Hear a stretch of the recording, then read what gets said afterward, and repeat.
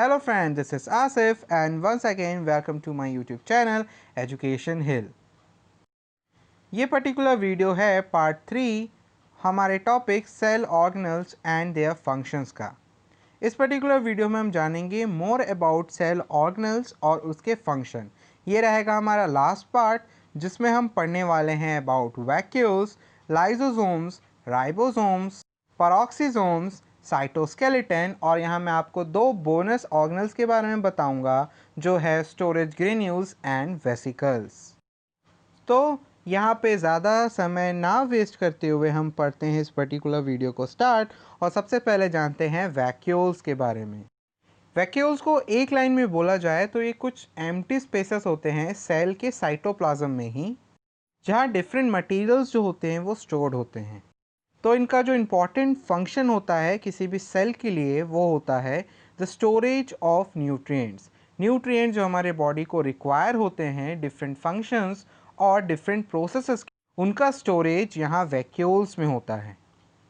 इसके अलावा जो भी हमारे सेल्स में वेस्ट जनरेट होता है वो भी इन वैक्यूल्स में जाके स्टोर्ड होता है, जो किसी भी सेल को बचाता है टॉक्सिसिटी से।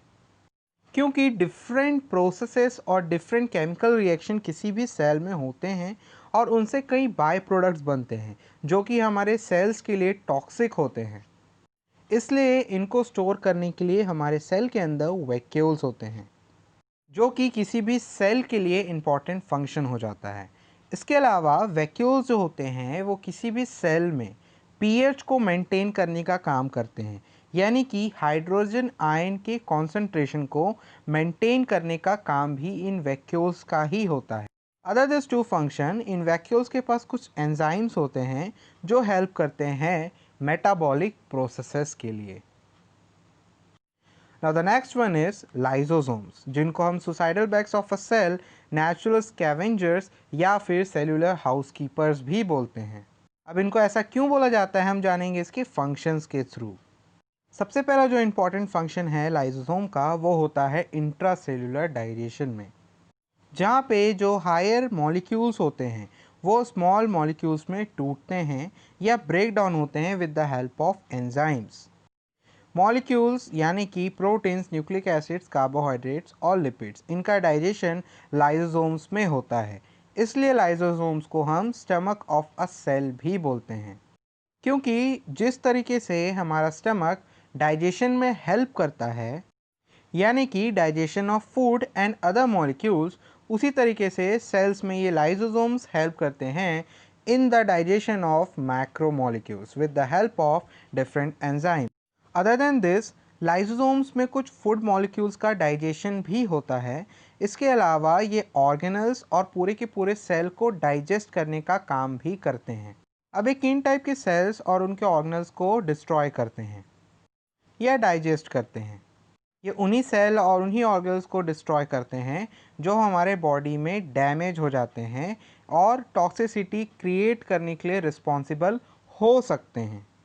इसके अलावा जो लाइसोसोम्स इंपॉर्टेंट फंक्शन परफॉर्म करते हैं वो करते हैं protection of our body from various infection, जो कि कॉज हो सकते हैं डिफरेंट माइक्रो ऑर्गेनिजम्स के थ्रू।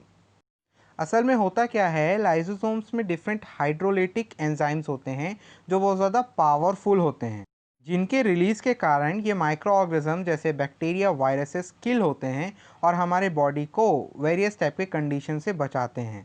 इसलिए हम इनको नेचुरल स्कैवेंजर्स या सेलुलर हाउसकीपर भी बोलते हैं। अब यह सवाल उठता है लाइसोसोम्स को suicidal bags of a cell क्यों बोला जाता है, जो कि आपके एग्ज़ाम के पॉइंट ऑफ व्यू से इम्पॉर्टेंट क्वेश्चन होता है। तो जान लेते हैं इसको भी। सपोज़ कोई भी सेल यदि डैमेज हो जाता है या उसके ऑर्गेनल्स डैमेज हो जाते हैं तो ये लाइसोसोम्स क्या होते हैं, वो बर्स्ट हो जाते हैं और ये रिलीज़ कर देते हैं अपने हाइड्रोलिटिक एंजाइम्स को। इस हाइड्रोलिटिक एंजाइम्स के प्रेजेंस में पूरे के पूरे सेल्स जो होते हैं वो डिस्ट्रॉय हो जाते हैं और इस पर्टिकुलर प्रोसेस को हम बोलते हैं ऑटोलाइसिस या फिर सेल्फ डाइजेशन। थ्योरी के हिसाब से यदि कोई भी लाइसोसोम्स बर्स्ट होता है तो उनमें से हाइड्रोलिटिक एंजाइम रिलीज होता है जो डैमेज्ड सेल्स और उनके डैमेज्ड ऑर्गेनल्स को कम्प्लीटली रिमूव कर देता है और हमारे बॉडी को वेरियस टाइप के कंडीशंस और डिसीजेस से प्रोटेक्ट करके रखता है। जिससे से one of the best example है कैंसर का। यदि हमारी बॉडी में नेचुरल ऑटोलाइसिस नहीं होता तो उसके कारण एक डिसीज़ होता है जिसको हम कैंसर बोलते हैं, जिसका सबसे बेस्ट एग्जांपल है इस पर्टिकुलर लाइसोसोम्स के डिसफंक्शन का। सो अब बढ़ते हैं नेक्स्ट ऑर्गेनल की तरफ, जो है राइबोसोम्स। इनको हम प्रोटीन फैक्ट्रीज बोलते हैं। ऐसा नेम इंडिकेट, राइबोसोम्स जो होते हैं वो सेल में प्रोटीन सिंथेसिस का काम करते हैं, जो कि हमारे बॉडी के वेरियस टाइप के फंक्शंस और प्रोसेसेस के लिए इम्पॉर्टेंट होते हैं। राइबोसोम का one of the most common function होता है synthesis of biological proteins. Now the next organelles which we are going to study is peroxisomes.